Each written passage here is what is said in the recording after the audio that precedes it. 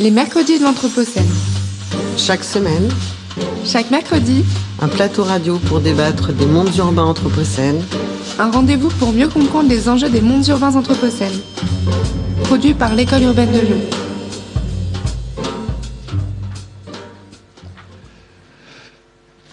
Bonjour à tous et merci de votre présence, assistance et attention. Je suis Adrien Torres Astauruaga, responsable du pôle Eau à l'École urbaine de Lyon. La séance de ce mercredi de l'Anthropocène s'inscrit dans le workshop que nous menons à terme maintenant, cette semaine. D'ailleurs, il y a présence des participants ici. Il s'appelle La traversée des eaux du Grand Lyon. Une analyse prospective par la méthode du transect le long du territoire du Grand Lyon, de la logique fondatrice à la ville-vallée reliée à l'eau, à la notion d'amont en allant jusqu'à Miribel-Jonage et de l'aval en faisant une exploration analytique de Lyon jusqu'à Givors. Nos invités aujourd'hui représentent d'une certaine manière la vallée de la Saône qui nous a manqué dans ce workshop, ainsi comme une plus longue approche ayant l'international aussi comme prisme d'analyse prospectif. Nous avons alors le plaisir d'accueillir, pour, je l'espère, cet enrichissant débat d'aujourd'hui, autour de la rivière Anthropocène, Madame Alice Pro, spécialiste des sciences de l'environnement. Elle dirige depuis 2003 le syndicat des rivières Dombes, Chalaronne, Bord-de-Saône. Bonjour, Madame Alice. Bonjour. Et nous accueillons aussi M. Cyril Vallet, ingénieur, agronome, expert du cycle urbain et naturel de l'eau, ainsi que des évaluations environnementales, biodiversité. Il fut conseiller auprès du ministre de l'Environnement en Moldavie.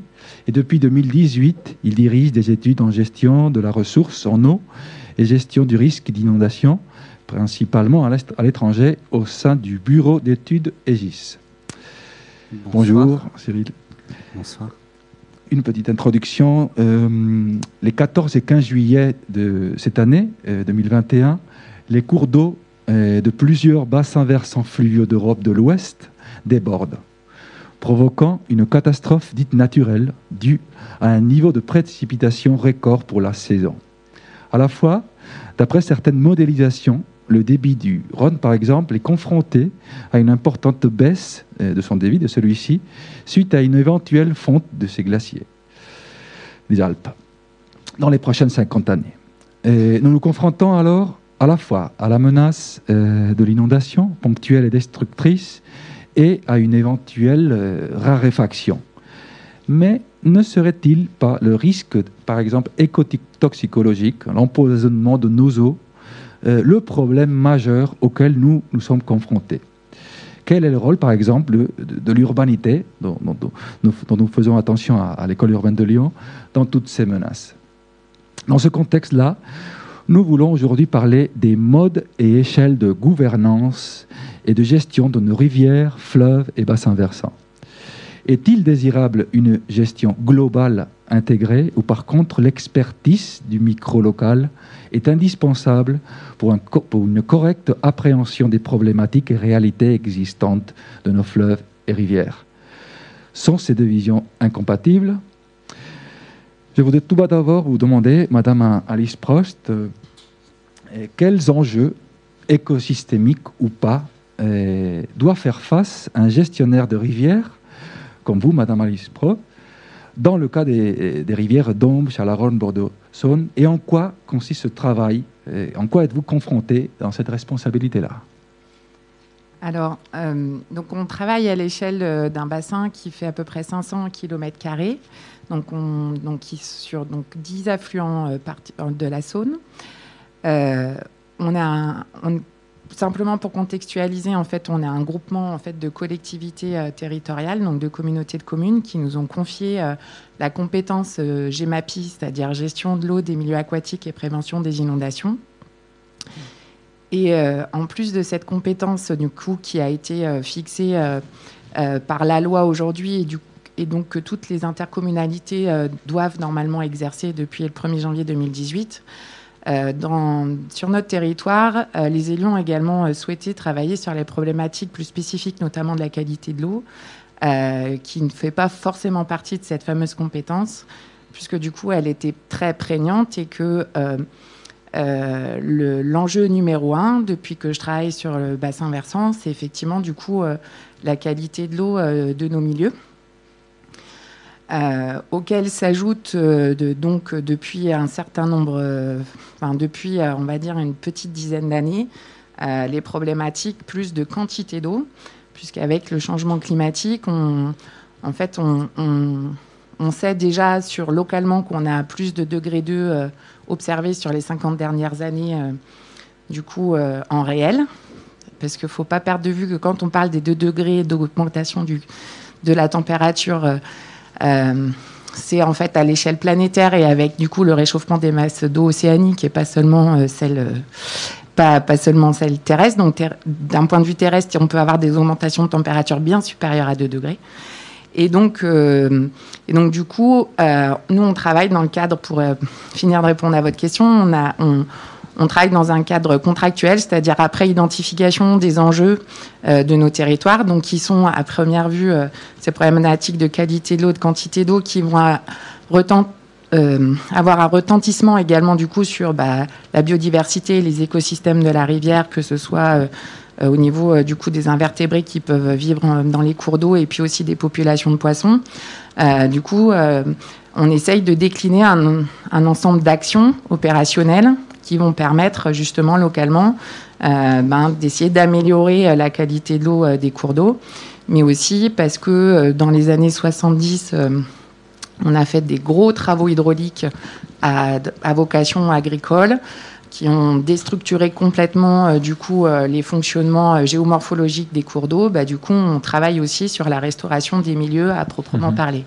Donc en fait, on a à la fois un travail d'animation fort, notamment auprès du monde agricole sur les problématiques de pollution d'origine agricole, pollution diffuse, à la fois aussi au niveau des collectivités pour améliorer les systèmes de fonctionnement des systèmes d'assainissement collectif, et puis du coup de travaux plus spécifiques en rivière pour améliorer localement la qualité des milieux.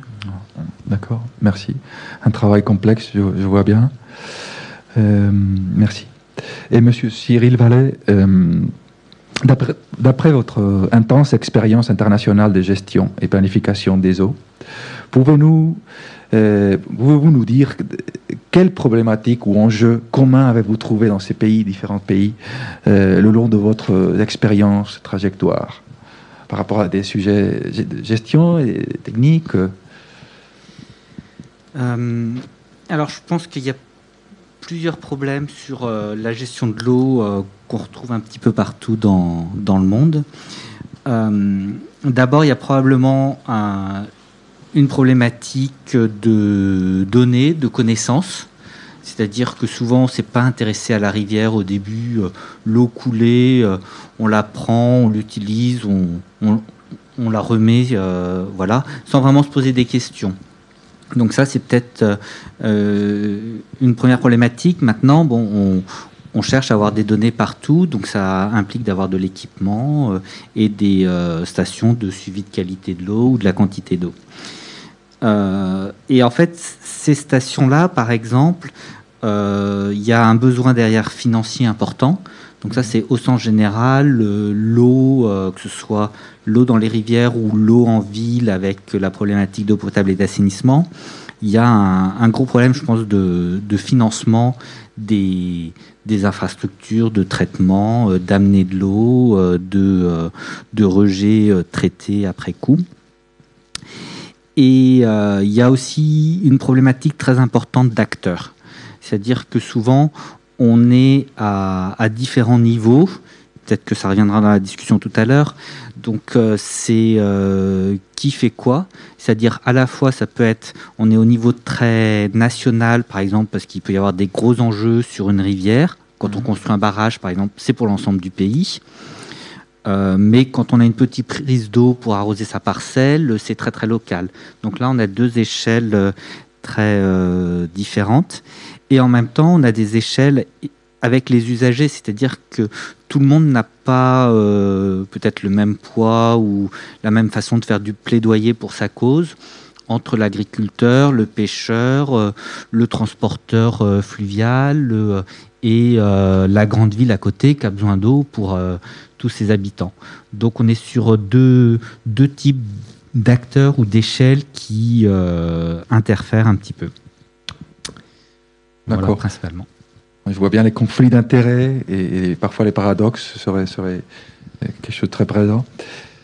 Et Madame Alice Pro, par rapport à votre gestion, quelles seraient alors les lignes d'action projetées? Quelles sont les orientations ou horizons stratégiques, disons, dans le cas d'un bassin comme celui de Chalaronne? Alors, comme je vous le disais tout à l'heure, donc les principaux axes, de toute manière, ça reste malheureusement, parce qu'on n'a pas réussi encore à juguler le problème, donc la problématique de la qualité de l'eau, et puis après, plus localement, parfois, la problématique de qualité du milieu. Et donc là, ce sur quoi nous, on est en train de plus en plus travailler, c'est du coup comment rendre en fait nos rivières résilientes face au changement climatique, puisqu'en fait la baisse des débits des cours d'eau, elle a aussi un impact fort sur la qualité de l'eau de ces rivières, parce qu'on a beaucoup moins de dilution. Nous, on a, lors de la sécheresse 2003, par exemple, on a une des stations d'épuration sur l'amont du bassin versant qui représentait 80% du débit de la Chalaronne. Donc, c'est vous dire à quel point... Du coup, les rejets de stations d'épuration, par exemple, peuvent venir impacter fortement.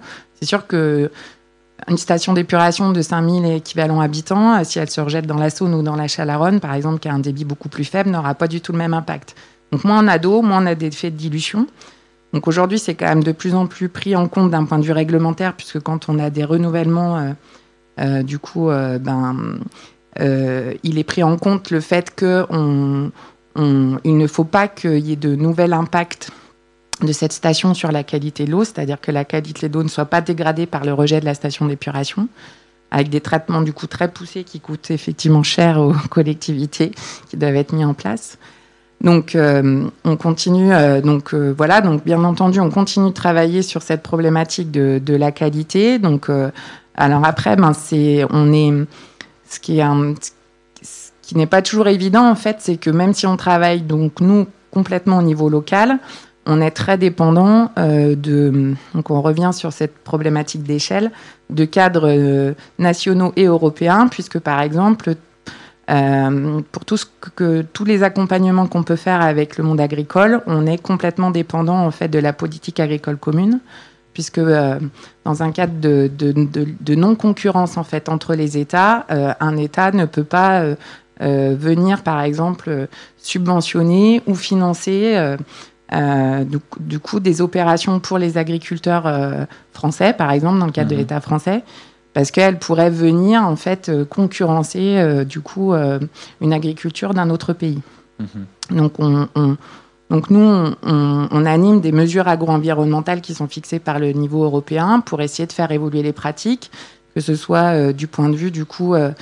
la diminution des quantités de produits phytosanitaires qui peuvent être utilisés selon les types des cultures, jusqu'à aller finalement au zéro phyto. Ça peut être des trajectoires qui peuvent être prises par certains agriculteurs, mais ceux qui peuvent candidater finalement pour ce type de mesures, c'est des personnes qui ont déjà entamé des trajectoires. On ne peut pas passer du jour au lendemain. Enfin, une exploitation, elle évolue, elle peut pas être modifiée du jour au lendemain. C'est trop complexe et puis ça nécessiterait trop d'investissement peut-être, etc. Et compte tenu aujourd'hui des fragilités de mode financière des exploitations, c'est aussi compliqué à mettre en place sur le terrain. Et puis à côté de ça, nous on fait beaucoup on essaye de refaire de la plantation de haies, par exemple. Donc, en fait, à la fois, on essaye d'agir sur les quantités de produits qui peuvent être mises dans le milieu, mais aussi de tout ce qui peut barrer la route à ces produits ou contribuer, en fait, à leur dégradation. Donc, comme des zones tampons humides, la restauration de zones humides, la plantation de haies, par exemple, etc. Et donc ça, c'est ma structure qui est maître d'ouvrage de ces opérations et qui peut être amenée à les financer avec d'autres partenaires. Voilà. Et puis du coup, sur la problématique de la quantité d'eau, malheureusement, aujourd'hui, on est dépendant du coup de ce qui nous tombe, de l'eau de pluie qui va tomber et quand est-ce qu'elle va tomber, parce qu'on sait très bien que une pluie hivernale va permettre d'aller recharger les sources et les nappes d'eau superficielle qui vont du coup soutenir les débits de la rivière tout au long de l'année. Alors que si cette même pluie ou cette même quantité d'eau, elle tombe au printemps, quand la végétation a commencé à repousser, elle n'aura pas du tout la même efficacité en termes de recharge. Et donc cette modification de régime des pluies, elle nous impacte localement très, très fortement. Et donc on essaye du coup de plus en plus, on voit que la question de cette quantité d'eau peut devenir du coup un problème entre les différents usages. Donc on va essayer de voir comment le partage à long terme de cette ressource peut s'opérer, puisque pour continuer à produire en agriculture, il faut de l'eau, quoi qu'il en soit. Pour les administrés, il faut de l'eau au robinet pour boire. Pour la rivière et les milieux, il faut de l'eau. Et donc, comment est-ce qu'on arrive à partager cette ressource ? Et donc, on va essayer de se projeter aussi dans les 50 prochaines années à venir pour faire en sorte que on arrive à avoir des milieux plus résilients et moins fragiles face à ces variations très importantes de quantité d'eau. Parce que, comme vous le disiez en introduction, en fait, on peut se retrouver du jour au lendemain avec 200 litres par seconde qui coulent et le lendemain, on a 30 mètres cubes seconde. Parce qu'on a eu des kilos d'eau qui nous sont tombés sur la tête. Et avec des variations du coup très fortes en un temps très rapide. En vous entendant, je vois bien, vous parlez de qualité, quantité, usage. Aujourd'hui, on veut que nos agricultures et que nos végétaux, disons, bio, kilomètre zéro, se développent, et à la fois, on veut bien une biodiversité, un débit écologique. Je comprends que ça. Trouver ces équilibres doit être quelque chose de difficile, non, et à la fois de nécessaire. Alors c'est difficile parce que du coup on a affaire à de multiples acteurs et après tout le monde n'a pas la même sensibilité. Et même si aujourd'hui on voit bien, notamment sur la question du changement climatique, que tout le monde se prend la question de plein fouet. Donc en fait il y a quand même une volonté commune d'avancer, même si parfois pour essayer de forcer les consciences à y réfléchir, je peux être provocatrice en disant peut-être qu'il faudrait envisager qu'à long terme vous plantiez finalement de l'olivier plutôt que du maïs. Même pas si long terme que ça, peut-être très rapidement finalement. On voit bien que dans tous les cas, en fait, faire évoluer une exploitation agricole, ça s'inscrit dans le long terme. Donc en fait, il faut vraiment que les choses elles soient prises à bras le corps aujourd'hui. Et puis après, il y a aussi tout un pan de la profession qui est aujourd'hui vraiment consciente de l'attente en fait des consommateurs et qui a une vraie volonté de vouloir évoluer. Si ce n'est que du coup localement, parce que du coup c'est vraiment par rapport à notre territoire, on a des sols très particuliers qui font que du coup des solutions, notamment qui pourraient être mises en œuvre sur certains autres secteurs qui pourraient très bien fonctionner, sont plus compliquées à mettre en œuvre. Donc justement sur du zéro phyto, sur du non labour, parce que quand on n'utilise plus de produits phytosanitaires, c'est-à-dire qu'on mécanise en retour pour détruire notamment les mauvaises herbes, si on vous me permettez ça. Mais si on a des sols très argileux et que il a plu, on ne peut pas rentrer dans les parcelles, sinon les tracteurs sont bourbes. Donc en fait, on s'aperçoit bien que même si on a une volonté commune d'avancer, en fonction des problématiques locales, c'est pas toujours évident et la trajectoire n'est pas du tout la même d'un territoire à l'autre, en fait. Peut-être Cyril Vallet, vous voulez rebondir par rapport à cette complexité de gestion d'acteurs et parfois paradoxale, non ? Oui. Non, j'étais en train de penser que je trouvais que Madame Prost présentait bien effectivement en fait son métier de gestionnaire, qui est d'essayer finalement un peu sur un territoire. Je pense qu'elle connaît bien parce que ça fait 15 ans ou 20 ans, je crois que vous êtes sur ce territoire, non ? D'essayer de faire sortir un consensus et finalement de faire du liant entre tous ces acteurs qui ont, au moins au niveau local, des visions qui peuvent être très divergentes parfois, et qui sont impactés par des phénomènes qu'ils ne maîtrisent pas du tout aujourd'hui, comme le changement climatique. Et donc de se dire, bon, aujourd'hui on est dans ce cadre-là, et qu'est-ce qu'on veut pour demain, et puis aussi peut-être dans 20 ans, puisque vous vous inscrivez dans le temps long, comme vous l'avez dit plusieurs fois, avec les exploitations agricoles. Et je pense que voilà, on est vraiment dans ce métier de gestionnaire où on gère le quotidien et en même temps, on fait sortir des idées pour plus tard et réussir à continuer à vivre sur ce territoire-là.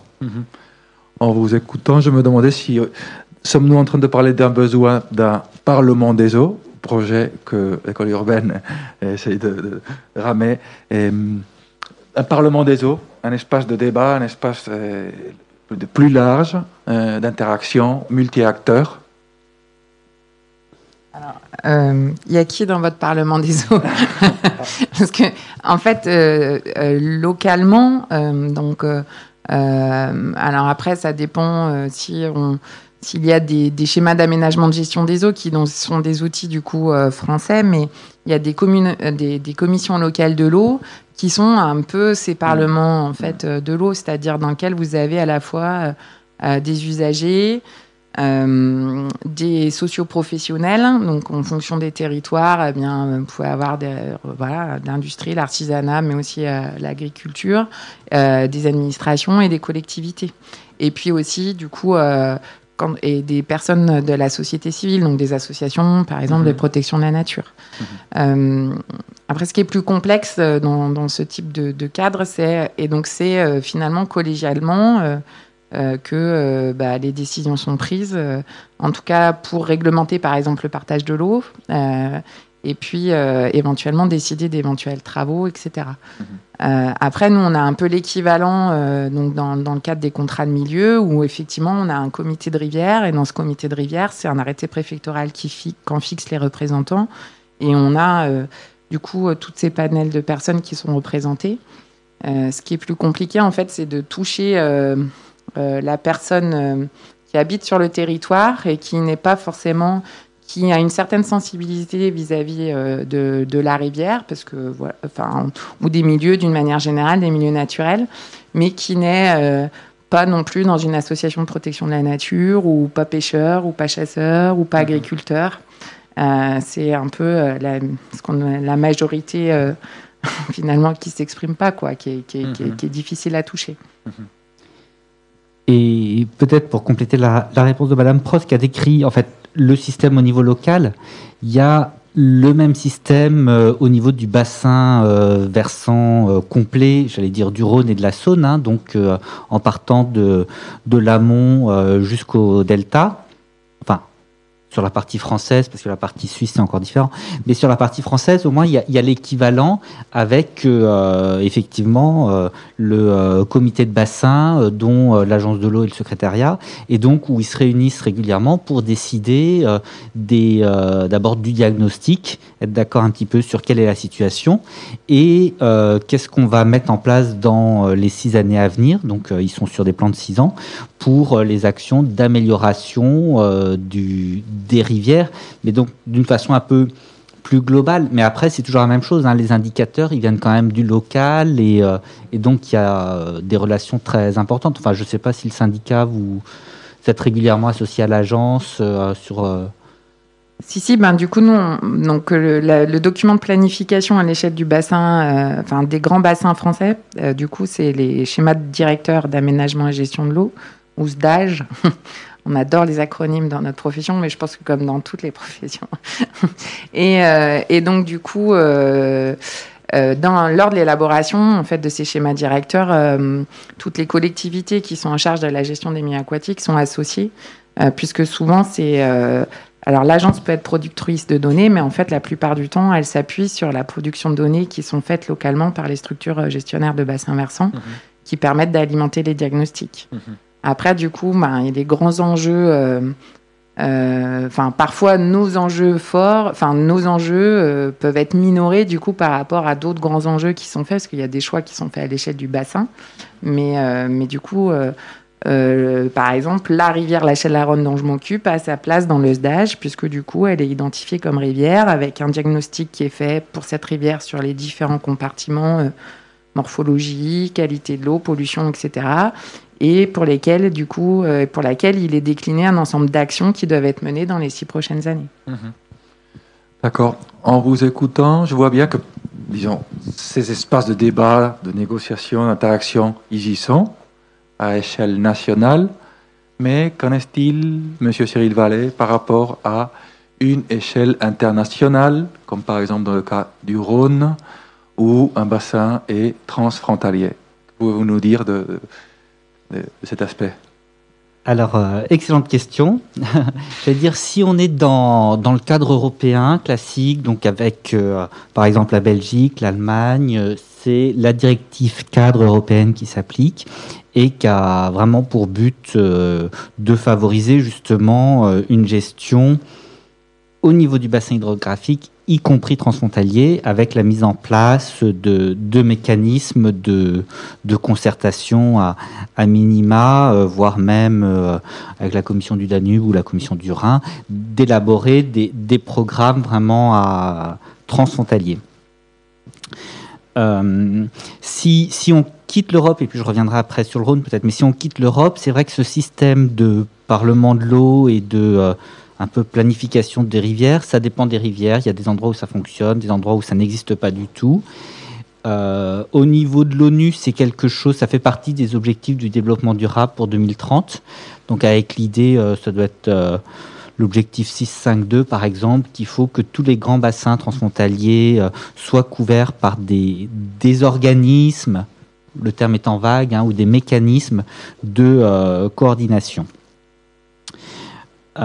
Après, pour revenir sur le Rhône et avec la Suisse, c'est en fait fait par l'histoire et c'est plutôt un jeu un petit peu de multi-acteurs. Alors après, il y a des relations qui fonctionnent plus ou moins en fonction des thématiques peut-être, mais il y a quand même une coordination entre les acteurs. Mais après, ça correspond pas à une seule agence, par exemple, qui gère la partie Rhône côté Suisse et la partie Rhône côté France. C'est vraiment différents acteurs, surtout qu'en Suisse, vous avez les cantons, c'est extrêmement décentralisé, donc ça fait encore une multiplicité d'acteurs. Au niveau des thématiques, après, qui peuvent poser un petit peu problème, voilà, il y a la problématique du transport sédimentaire, avec régulièrement côté suisse, au niveau des barrages suisses, des lâchers pour effectivement faire passer les sédiments. Et du coup, nous, on n'a pas forcément les mêmes normes et ça peut poser des problèmes de turbidité de l'eau, j'allais dire, voilà. Et puis après, il peut y avoir d'autres sujets, on rentre dans des problématiques peut-être de diplomatie à ce moment-là, où c'est vraiment des questions amont-aval, histoire avec le nucléaire, par exemple, qui sont donc des problématiques pas directement liées à l'eau, mais sur lesquelles il peut y avoir de temps en temps des petites discussions. Oui, alors à ce propos justement de la diplomatie de l'eau, on parle dernièrement, je pense que c'est quelque chose qui est un peu dans le zeitgeist, dans l'esprit des temps, d'assigner des droits, peut-être une personnalité juridique aux éléments non humains, comme un fleuve ou une rivière. Et le fait de donner une personnalité juridique au fleuve, vous pensez que ça permettrait peut-être d'améliorer ces degrés de protection? Qu'est-ce qu'on entend par les notions de diplomatie de l'eau, d'hydropolitique, de gestion intégrée, et en quoi ceci viendrait améliorer à la fois la gestion et les cadres de vie? Peut-être Monsieur Cyril Vallée. Vaste question et je pense que c'est tout un programme de recherche presque. Voilà. En fait, la personnalité juridique est aujourd'hui donnée à certaines rivières. Donc, c'est par exemple le cas en Nouvelle-Zélande, c'est aussi le cas en Amérique latine. C'est dans des processus peut-être qui s'appliquent pas très facilement en Europe, parce que c'est dans des processus liés un petit peu à des réparations par rapport au peuple premier et par rapport aux colons blancs qui sont arrivés à un moment donné, qui se sont appropriés la rivière, puisqu'on sait qu'effectivement le droit de propriété n'est pas le même en Occident et dans d'autres sociétés. Et il y a eu une volonté de réparation via une demande très forte des Maoris probablement. Et en fait, plutôt que la rivière continue d'appartenir aux colons ou à l'État basé sur le modèle européen, j'allais dire, il a été finalement dit la rivière n'appartient ni aux Maoris ni à l'État, elle appartient à elle-même. Donc c'est là où on arrive sur la personnalité juridique de la rivière en disant la rivière c'est un être vivant, elle est là elle-même et elle se tient toute seule. Et après, donc vous voyez bien déjà, nous en Europe, ça va peut-être être différent la façon dont ça pourrait être mis en œuvre. Et après, il faut des représentants de cette rivière, comme il y a des représentants pour les enfants, par exemple, qui sont des personnes mineures, ou il y a des représentants pour les entreprises, qui sont du coup des entités reconnues mais qui ne sont pas vivantes. Donc il y a toute cette réflexion-là à avoir. Sachant que je pense que si je me tourne vers Madame Prost en tant que gestionnaire, voilà. Enfin, l'idée, c'est d'avoir un outil et pas d'avoir quelque chose qui complexifie et qui soit pas appliqué après ou qui n'apporte pas de plus-value. Et tout le dosage va être là. Justement, Madame Prost, d'après votre expertise de gestion locale, qu'entendez-vous quand vous entendez cette idée de personnalité juridique d'une rivière, d'un fleuve, d'un bassin? Alors, j'ai pas vraiment eu le temps de me faire une idée sur la question. Moi, ce que je vois en fait localement, c'est pas forcément la problématique. Enfin, c'est pas en fait ma réponse, elle va pas être plutôt autour de la question de est-ce que c'est une bonne idée ou pas une bonne idée. C'est plutôt finalement peut-être aussi des réflexions très françaises dans la manière de raisonner. C'est comment y parvenir en France, par exemple, parce que en fait on sait peu, mais il y a encore beaucoup de droits d'usage de l'eau en France existants qui sont hérités avant la Révolution française. Et pour qui aujourd'hui il y a beaucoup de personnes qui peuvent se battre un peu bec et ongle pour les conserver. Donc ça veut dire que si on donnait une personnalité juridique à la rivière, elle deviendrait autonome. Enfin, en tout cas, c'est un peu comme ça que je le comprends. Et ce qui dit devenir autonome, ça veut dire qu'on n'aurait plus de droits dessus.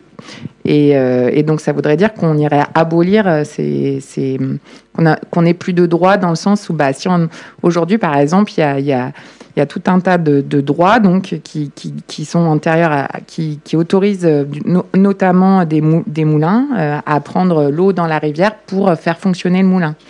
Et ce sont des vieux documents, vous pouvez les voir aux archives départementales, qui datent de 1800, puisqu'ils ont été remis à jour dans ces années-là, mais qui étaient du coup basés sur des droits anciens. Et aujourd'hui, ils sont très difficilement... on peut très difficilement, du coup, les supprimer, ces droits. Ou en tout cas, il faut que le propriétaire du moulin soit d'accord. Donc, ça veut dire que si on rend une autonomie à la rivière, dans quelle mesure est-ce que, en fait, on arriverait à faire cohabiter ces droits anciens d'utilisation de l'eau qui existent en France avec, du coup, cette personnalité à côté qui devrait potentiellement pouvoir évoluer seule et d'elle-même, sans qu'on vienne lui prendre une quantité d'eau, par exemple. Et comment c'est... Je sais pas, j'ai pas l'impression d'être très claire. Non, mais je pense que c'est la vraie question quand on donne un droit à quelqu'un, d'être sûr que ça ne le prend pas à quelqu'un d'autre. Voilà. Et on pourrait revenir sur l'émancipation de la femme, par exemple, où à un moment donné, on a donné le droit de vote aux femmes ou d'autres droits. Et je pense qu'il y avait des hommes qui disaient, mais c'est des droits qu'on m'enlève, quoi. Donc voilà, enfin, c'est une question effectivement historique, une approche. Et puis aussi, du coup, aujourd'hui...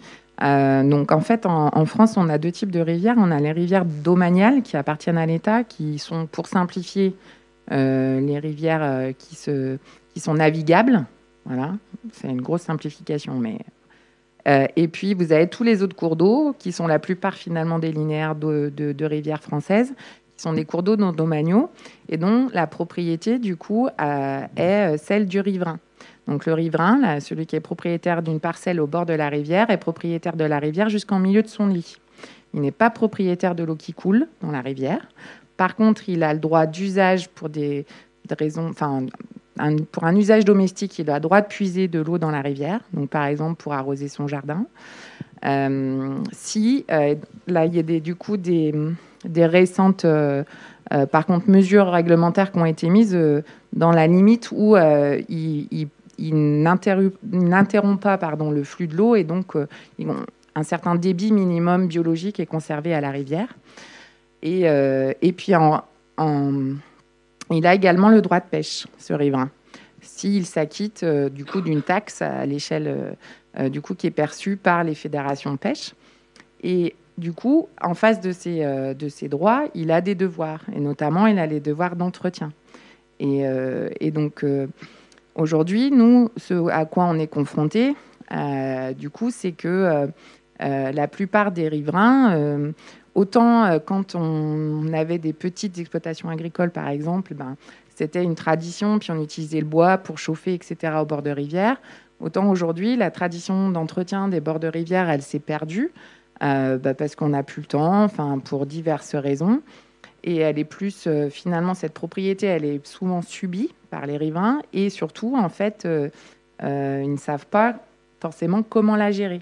Et donc, qui dit devoir de gestion dit comment faire finalement cette gestion. Et après, c'est aussi une question de représentation, c'est-à-dire qu'une personne qui veut va dire moi je gère mes bois, par exemple, au bord de la rivière, je vais abattre l'intégralité des arbres tous les 10 ans. Je considère que c'est l'entretien qu'il faut le faire. Et puis, nous, par exemple, dans notre approche de gestionnaire, on va dire non, en fait, on est là aussi pour garantir une certaine biodiversité. On sait que du bois mort aussi, c'est intéressant. Donc, en tant que gestionnaire, le bois au bord de la rivière, on va plutôt favoriser le renouvellement des espèces pour pas qu'elles meurent et pour que ces boisements puissent continuer à être présents. Et donc, à partir du moment où on donnerait, par exemple, une personnalité juridique, la question est de savoir est-ce qu'il y aura quelqu'un un jour pour s'occuper de la rivière, parce que c'est quand même là le fond du problème. Et après, si oui, comment est-ce qu'on donne les moyens de savoir finalement à la personne ou la structure comment il faut s'en occuper et qu'est-ce qu'il est bon de faire, quoi. Je ne sais pas si je suis très claire. Oui, la vérité, c'est quelque chose de complexe d'appréhender, mais je pensais que peut-être donner une personnalité juridique à un élément comme un fleuve, une rivière, ne peut nécessairement pas vouloir dire déposséder de droits ou de devoirs aux multiplicités d'acteurs. Alors, justement, c'est là la question. Et pourquoi faire? Donner une personnalité juridique à un fleuve, à une rivière, à un bassin, pourquoi faire? A-t-il un besoin de nouveaux accords, d'élargissement d'accords de façon interterritoriale, transterritoriale, des pactes? Quels seraient les critères, quel serait le cahier des charges dans cette éventuelle personnalité juridique pour justement ne pas enlever des droits, mais constituer un cadre favorable et développer une liste d'accords, de critères et d'actions, de processus de gestion à consensuer. Donc, qu'en pensez-vous, Cyril? Oui, tout à fait. En fait, la question, par exemple, c'est aujourd'hui qui peut déposer plainte contre n'importe qui, j'allais dire quelqu'un qui ne fait pas bien quelque chose par rapport à la rivière. Et comme on l'a dit, en France, il y a déjà un peu ce système de parlement de l'eau. Donc en fait, on a tous les usagers ou la très grande majorité des usagers qui sont représentés. La question, c'est peut-être, est-ce qu'il y a vraiment quelqu'un qui représente la rivière pour elle-même, pour ce qu'elle est?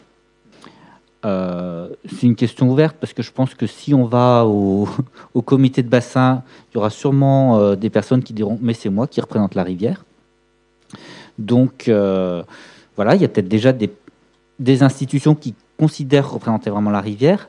Et du coup, voilà, c'est voir à ce moment-là, mais est-ce que qui peut vraiment déposer plainte si, par exemple, je ne sais pas, certaines orientations décidé par le consensus de tout le monde, donc au niveau du SDASH par exemple, dont on a parlé tout à l'heure, du programme de mesures, ne vont pas suffisamment loin par exemple, ou peut-être il y a certaines déviations, et ben, qu'est-ce qu'on peut faire? Voilà, c'est là où il peut y avoir effectivement quelque chose. Donc c'est en même temps créer un nouvel acteur peut-être, ou peut-être pas si on considère qu'il existe déjà.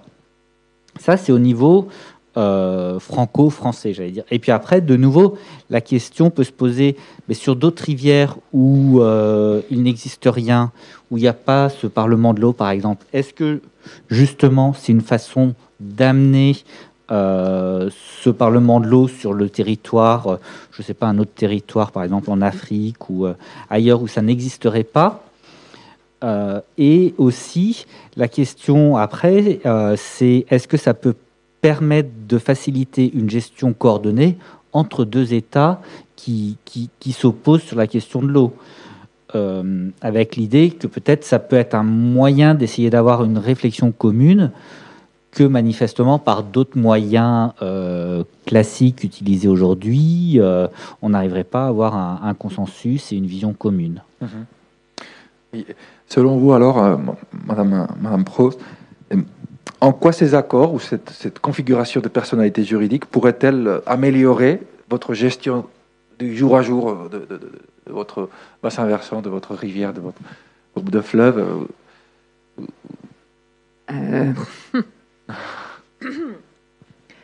De prime abord, s'il fallait aller défendre, je vous dirais que ce serait que des ennuis à venir, je pense. D'accord. Parce que du coup, on est quand même aujourd'hui, enfin moi, avec les acteurs avec lesquels je travaille, on est quand même confronté au quotidien en disant, enfin, dans notre quotidien, c'est le leitmotiv, c'est quand même, mais on a déjà trop de réglementation en France.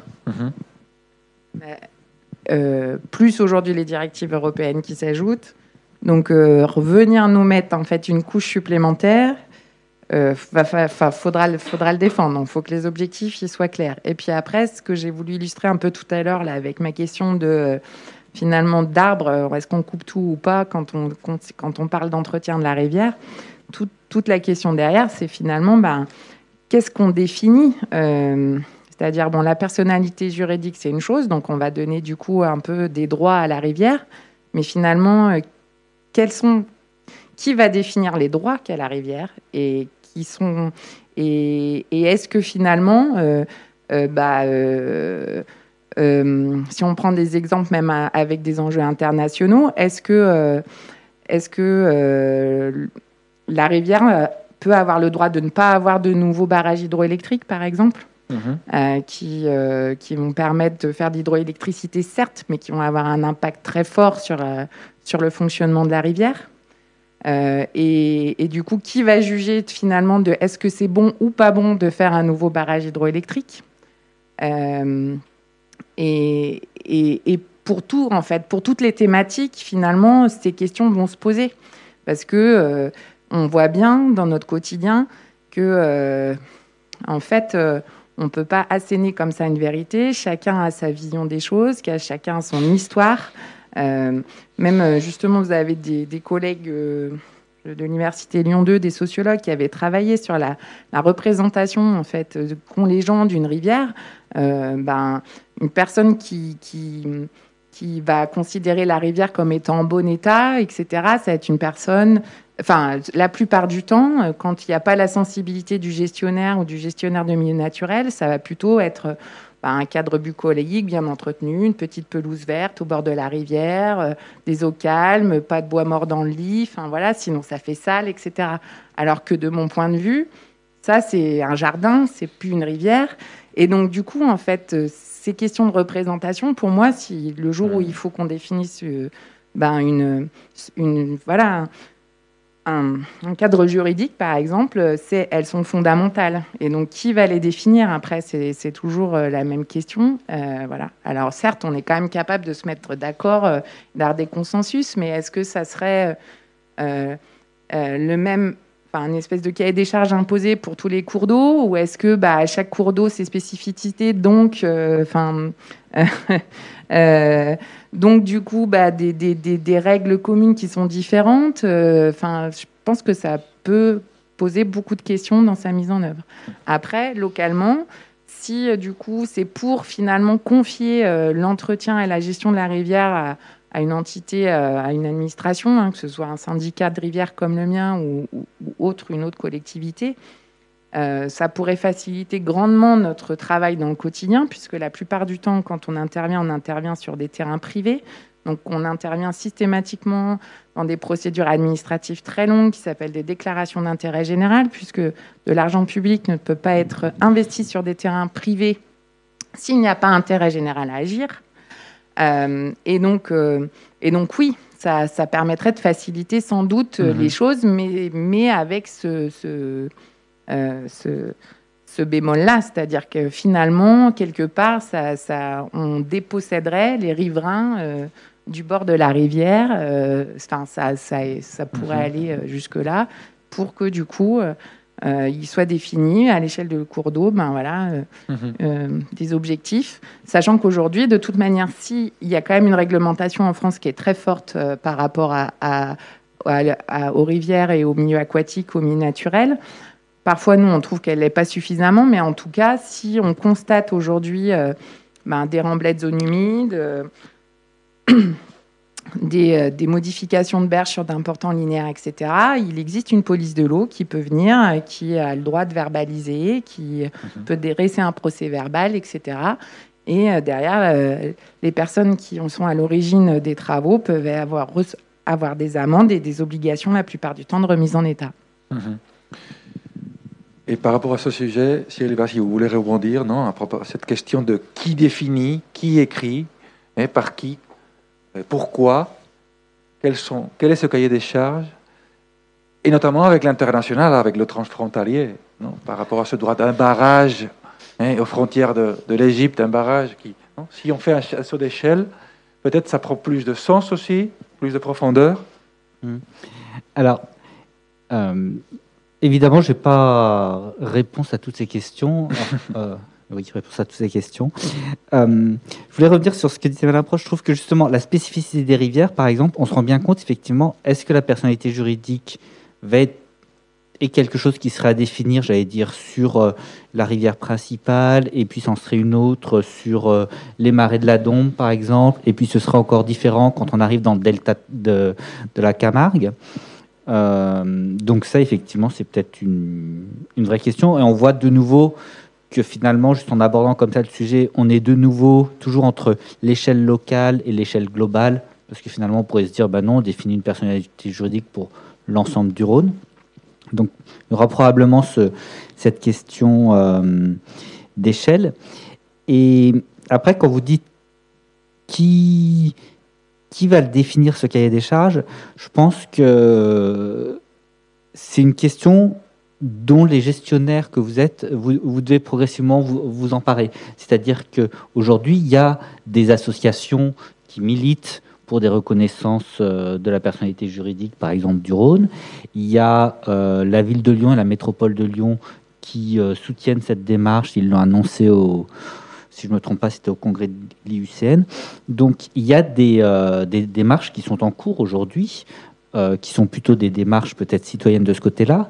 Il y a des démarches très politiques aussi au niveau du Parlement européen. Il y a des démarches aussi avec le Conseil environnemental et social européen qui réfléchit sur la personnalité juridique. Alors, je crois que c'est plutôt appliqué à des forêts dans ce cadre-là. Mais voilà. Donc, il y a effectivement, en tout cas, un foisonnement, j'allais dire, de réflexions. Et ce qui me paraît évident, c'est que ces réflexions ne doivent pas rester juste des réflexions de juristes sans aucun reproche, mais bien de se dire à quoi ça peut servir et comment ça peut être mis en œuvre et quels sont les écueils à éviter. Oui, c'est vrai que si on s'inscrit dans une échelle plus grande, à l'international ou effectivement, si ça permettrait, par exemple, de garantir des débits sur une intégralité de linéaire ou de ne pas priver certaines populations situées à l'aval d'eau parce que le pays ou même en amont a décidé d'irriguer, par exemple. Ou bien encore, comme on peut voir aux États-Unis, avec l'assèchement complet, j'ai perdu son nom, mais Colorado. Du Colorado, merci. Quand il arrive dans l'océan, parce que on l'a détourné pour irriguer, mais aussi pour mettre de la pelouse en plein désert et faire de la climatisation. Donc oui, c'est vrai que ça pourrait avoir son sens, mais je pense qu'effectivement, comme l'a dit Cyril Vallée, c'est sans doute quelque chose qui est intéressant pour gérer des grands linéaires, même si après, les principes dictés à l'échelle du bassin versant peuvent être déclinés plus localement sur les petits affluents. Mais à mon avis, ça a un intérêt sur des grands linéaires, sur des grandes questions en fait liées à ce que je disais, à la quantité d'eau ou alors à la manière aussi dont on va urbaniser les rives du fleuve, etc. quoi. D'accord. Je voudrais vous entendre à propos d'un sujet qui peut être un peu délicat aujourd'hui avec les étudiants qui sont ici présents. On était à Miribel-Jonage, le parc de Miribel-Jonage, un parc stratégique précieux pour le Grand Lyon, pour la région. Un fleuve qui était sauvage, un fleuve tressé, qui a été anthropisé, canalisé, domestiqué, dévié pour son exploitation, l'exploitation de l'eau. Et aujourd'hui, on a rencontré des gestionnaires qui nous disent que l'orientation du parc aujourd'hui est une espèce de réversion, de réparation, de récupération écosystémique, voire de récupération des lônes, remise en eau. On parle d'un re-ensauvagement ou d'une réintroduction de degrés de sauvagitude.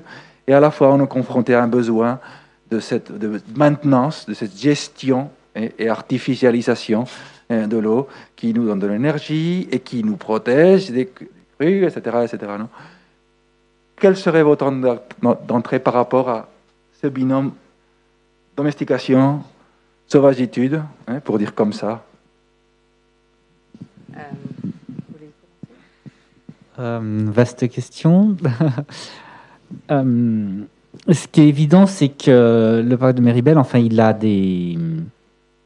un rôle très très important effectivement au niveau de la métropole et qui a un rôle en fait exactement celui que vous venez d'écrire, c'est-à-dire à la fois sauvage et naturel et en même temps domestiqué. À l'aval de Miribel, c'est la ressource en eau de la ville de Lyon, hein.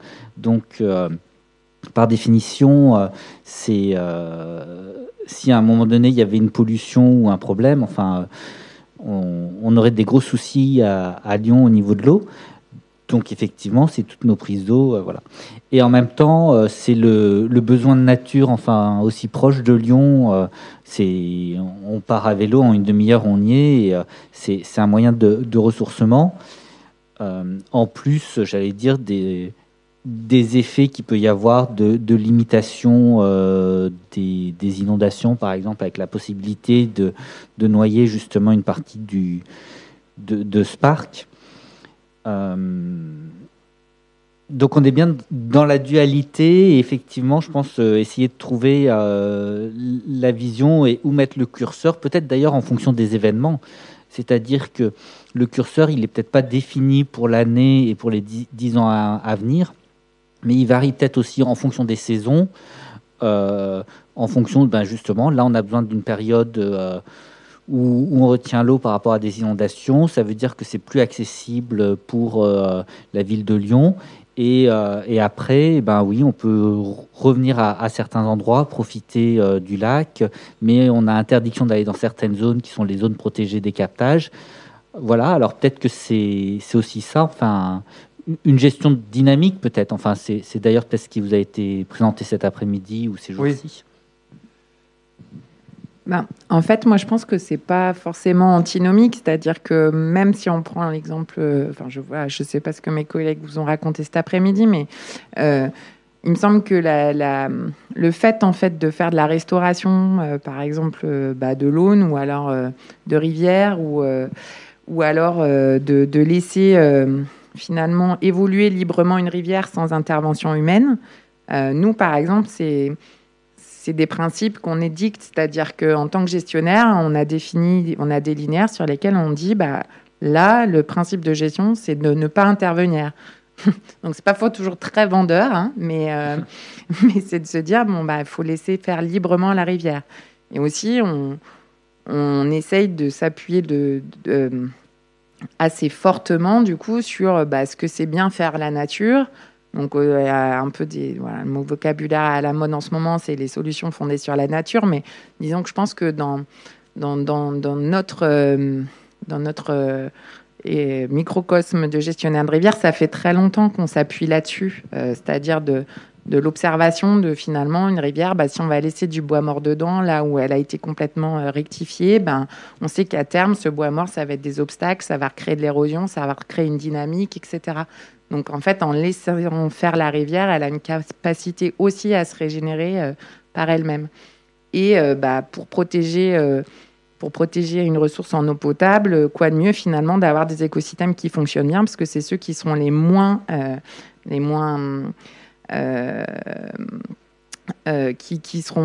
touchés. Résilients. Oui, qui seront les plus résilients, en tout cas, face à n'importe quelle catastrophe, finalement.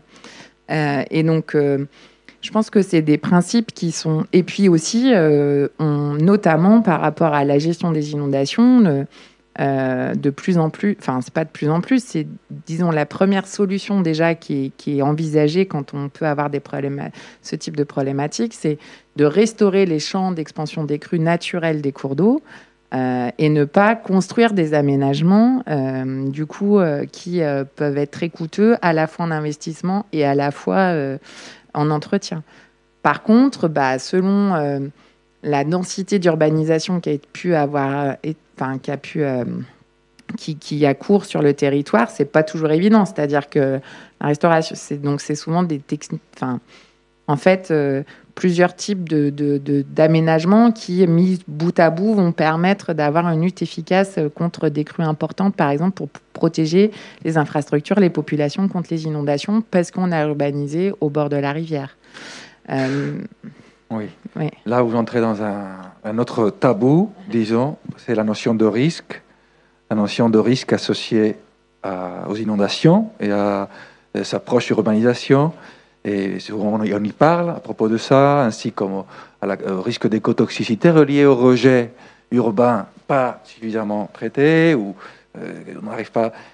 Par contre, on parle souvent de ça, mais j'entends moins, peut-être c'est un tabou, la notion de risque reliée au nucléaire, la notion de risque reliée au stockage d'hydrocarbures le long d'un bassin versant, de traitement chimique et de grandes questions. Qu'en pensez-vous de ces risques associés à nos bassins? Je vais peut-être partir sur un autre bassin versant. J'étais en train de repenser aux inondations qu'il y avait eu dans le nord de la France il y a peut-être une dizaine d'années, où finalement il y avait eu une polémique, entre autres, où il y avait certains riverains qui disaient qu'on avait détourné l'eau par les canaux de navigation ou par les rivières et qu'on les inondait eux pour pas inonder Paris. Ça devait être quelque chose comme ça, le discours. Bon, évidemment, c'était pas vrai parce que je crois que c'était pas physiquement, géographiquement possible. Hein, mais voilà, en fait, on disait, on nous inonde nous pour pas inonder Paris. Donc, on essaie de gérer comme ça un petit peu le risque. En environnement, de toute manière, de façon globale, c'est toujours un compromis. Là, on parlait du compromis tout à l'heure de l'hydroélectricité, par exemple, qui permet d'éviter des tonnes de CO2, mais en même temps, ça a des impacts sur le fleuve lui-même et la biodiversité, par exemple. Donc, le jour où on sera confronté à des problèmes comme ça, et effectivement, ce sera des choix qui seront difficiles en se disant qu'est-ce qu'on préfère, à quel endroit on considère qu'il y a le moins de risques. Probablement, on se dira il vaut mieux inonder les dépôts pétroliers peut-être plutôt que la centrale. Mais après, je ne fais pas partie des décisions et je ne sais pas quels sont les plans qui sont prévus dans ce cadre-là. Après, il y a tout un système de gestion du Rhône et du débit pour effectivement éviter les problèmes qu'il peut y avoir d'inondation d'un côté ou aussi finalement peut-être d'absence d'eau. Parce que les centrales nucléaires, elles sont refroidies quand même avec l'eau du Rhône. Et c'était d'ailleurs l'énoncé au début du débat. Si le Rhône vient à diminuer, comment est-ce qu'on refroidira les centrales? Et on l'a tous bien vu en période de canicule où à un moment donné, si je ne me trompe pas, on arrosait l'extérieur des centrales pour les refroidir. Et donc il y avait toute une approche différente qui avait dû être mise en œuvre à la dernière minute pour gérer le risque sécheresse et le fait que l'eau de la rivière était peut-être trop chaude aussi. Oui, peut-être on est confronté à des complexités, il n'y a peut-être pas des solutions uniques, des solutions magistrales, et peut-être une articulation entre ces études de risque-bénéfice et ces gestions locales globales est nécessaire, en acceptant peut-être parfois des contradictions, des paradoxes, des points difficiles. Mais en tout cas, ça nous met face à des complexités auxquelles nos gestionnaires des eaux on a peut-être besoin d'une certaine co-gouvernance ou besoin de transparence, presque comme l'eau, dans la gestion de nos eaux, parce que finalement, nous sommes face à un bien commun inaliénable qui est l'eau, et que je pense que nous devons le maintenir ainsi et le concevoir comme ce bien commun qui doit continuer à être. Je pense qu'on peut ouvrir la séance à des questions. Si oui.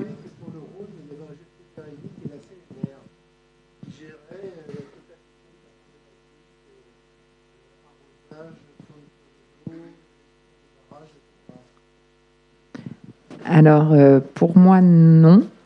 Il y a effectivement la CNR qui, elle, est l'exploitante en fait des barrages hydroélectriques du Rhône et qui aussi a des obligations dans le cadre de la mise en place de la continuité écologique au niveau des barrages qui peuvent être très anciens pour certains et du coup qui va faire des travaux par exemple de restauration en compensation ou pour améliorer la continuité écologique au niveau des barrages hydroélectriques. Par contre, il existe, notamment sur la partie Haut-Rhône, le syndicat du Haut-Rhône, qui s'occupe du coup, pour moi, de la gestion du Rhône sur cette partie-là, en tout cas. Donc là, on se situe en amont de Lyon, pour le coup. Et puis aussi de certains des affluents, et en particulier de barrages, de vannages qui permettent de noyer des surfaces importantes de terres agricoles, et pas que, je crois bien, pour protéger Lyon contre les inondations. Après, le modèle de la CNR est un peu unique quand même, effectivement, parce qu'ils sont globalement quand même concessionnaires, effectivement, de la gestion du Rhône, producteurs d'hydroélectricité. Mais par exemple, après, il y a, je ne sais pas exactement comment ça fonctionne, mais il y a quand même le transport fluvial. Et je crois que ça passe par Voies navigables de France, du coup, VNF. Donc, il y a des systèmes de co-responsabilité, probablement, ou de co-gestion. Puis même par rapport à la quantité d'eau prélevée pour les centrales nucléaires, là, pour le coup, c'est EDF qui est responsable des prélèvements et des rejets et qui doit rejeter une eau inférieure à, je ne sais plus, 22 ou 24 degrés, par exemple, il me semble, voilà, pour ne pas impacter de manière trop importante la température de l'eau du fleuve. D'autres questions dans la salle?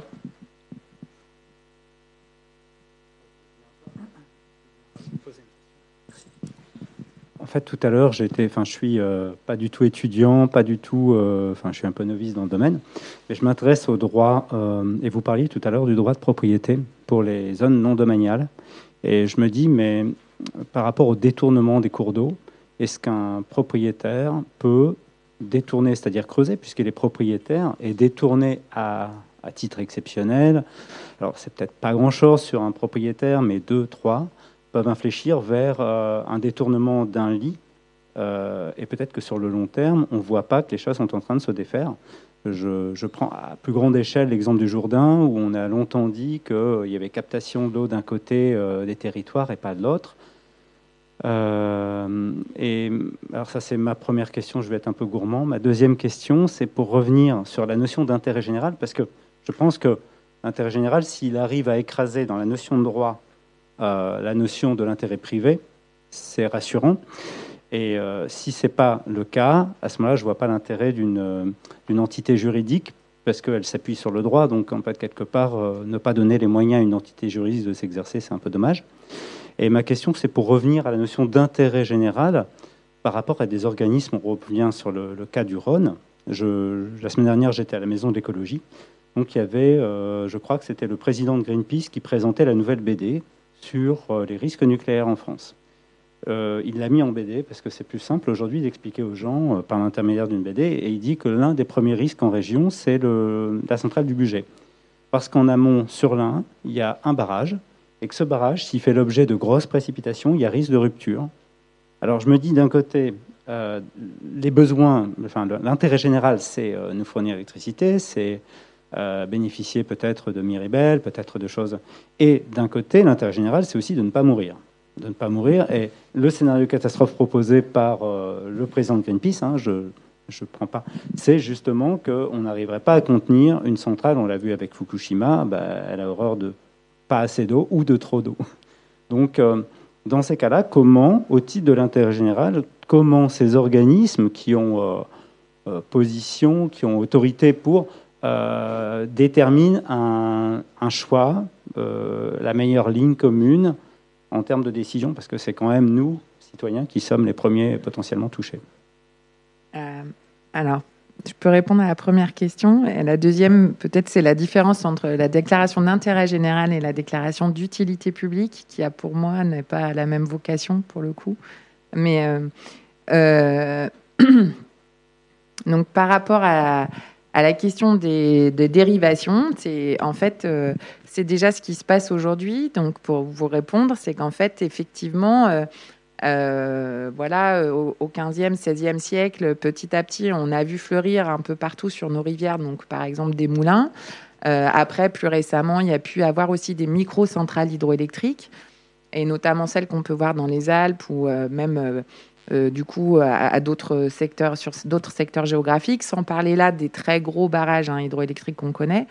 Leur fonctionnement, très souvent, c'est effectivement de mettre un barrage sur la rivière, qui permet du coup ensuite de renvoyer l'eau dans des canaux qui ont été creusés des mains de l'homme du coup pour aller alimenter soit une petite centrale hydroélectrique, soit un moulin, par exemple, soit une scierie. Là, l'autre jour, je regardais un reportage dans les Vosges, par exemple, c'était pour des scieries, voilà. Et donc associé à... Aujourd'hui, un propriétaire ne peut pas faire ça sans... parce qu'il existe du coup la loi sur l'eau, et la loi sur l'eau dit qu'à partir du moment où on dérive une certaine quantité d'eau, où on érige un ouvrage, etc., en fait, le projet est soumis à autorisation préfectorale. Donc après, ça veut dire derrière, en fonction de la complexité, étude d'impact, pour démontrer... étude de l'impact de l'ouvrage, et des éventuelles mesures compensatoires qui peuvent être mises en œuvre, etc. Et aujourd'hui, effectivement, ce qui pèse la plupart du temps sur les rivières, c'est la multiplicité. Parce que quand ils ont été érigés, ces moulins, voilà, cette question-là, elle ne se posait pas, en fait. Et du coup, il est, le facteur cumulatif est déjà présent, en fait, aujourd'hui, sur la dérivation cumulée d'un ensemble des débits des cours d'eau. Et l'autre chose, c'est que aussi, justement, et donc nous, on essaye d'un peu de se battre au niveau local, c'est que s'il y a des nouveaux projets, justement, qu'on prenne en compte les les projets déjà existants quand on va analyser ce nouveau projet pour justement avoir cette échelle de on cumule. En fait, un ouvrage, s'il est pris de manière isolée, c'est ce que vous avez dit, effectivement, il aura un impact minime, mais une multiplicité d'ouvrages peut avoir... c'est le problème qu'on va avoir, par exemple, avec les retenues collinéaires pour faire de l'irrigation, par exemple. Voilà. Du coup, une prise isolément, elle va avoir un impact faible. Si vous en avez une multiplicité sur un territoire, du coup, vous allez avoir la soustraction d'une importante quantité d'eau et de débit.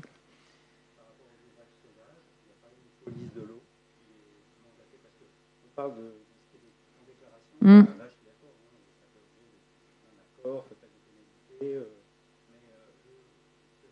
L'économie informelle, elle n'est pas supérieure à l'économie formelle. Ouais. Est-ce que dans le domaine du débit de l'eau, il n'y a pas... je pense pas qu'il y ait... En tout cas, je peux pas parler de la France entière. En tout cas, sur notre territoire, il n'existe pas, à ma connaissance, d'ouvrages qui ne soient pas autorisés ou déclarés, quoi. Voilà. Ou alors, dès qu'il y en a un qui aurait la volonté de se créer, du coup, derrière, il y a la police de l'eau qui pourrait intervenir. Voilà. Et par rapport à l'autre question, à mon avis, c'est toujours le problème du moindre... je pense que c'est plus un problème politique, la question que vous avez évoquée, parce que nous, l'intérêt général sur lesquels qu'on fait valoir, c'est...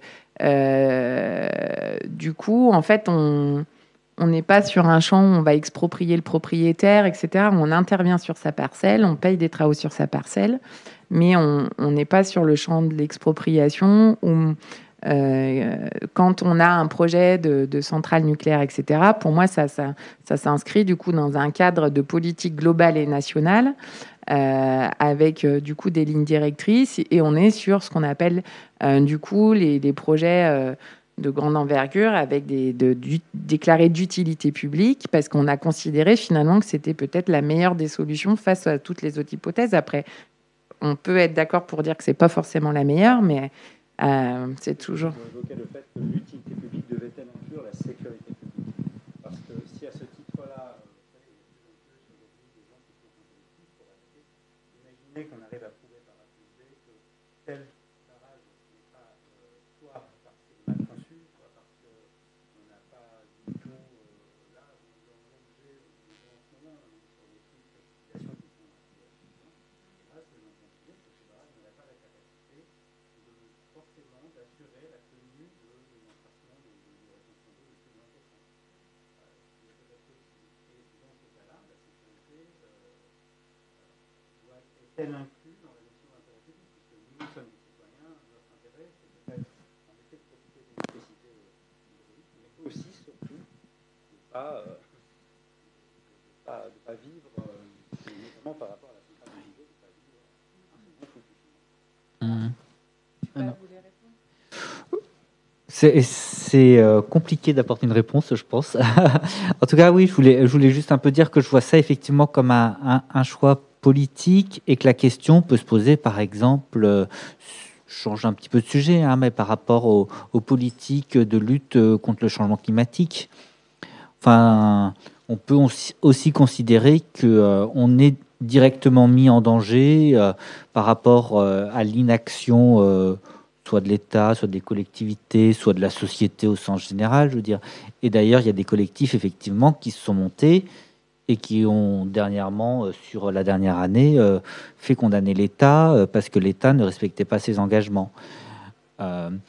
Après, est-ce qu'on peut attaquer la même chose en disant mais l'État ou le gestionnaire de la centrale me met moi directement en danger, et quelle sera la réponse de la justice là-dessus? Enfin, je ne sais pas du tout. Je ne sais pas s'il y a eu des actions de ce type-là.